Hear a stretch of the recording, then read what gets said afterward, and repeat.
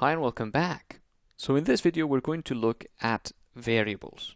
And variables in Python are extremely simple. A variable, if you've ever done any algebra in school, you know is simply an unknown in algebra.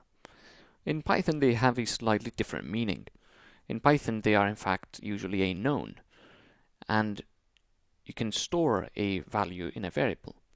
Just like in algebra, x could be equal to 5. Here, we can say that x is equal to 5. And notice how that doesn't do anything.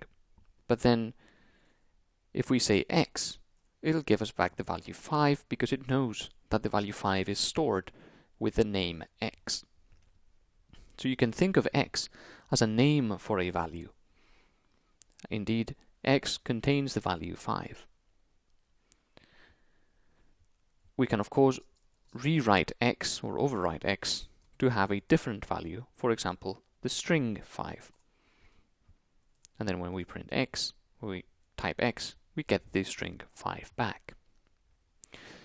Notice how, interestingly, we typed the string using double quotation marks, but Python gave us it back with single quotation marks. And in Python it does not matter which one of the two you use. You can use either single or double quotation marks, whatever is easier for you to use. Of course, we can also do x equals 10, y equals 10, and then we can do x plus y, and that will give us 20. We can do x plus 10, that will give us 20. Same thing. So we can use variables interchangeably for the values that they contain.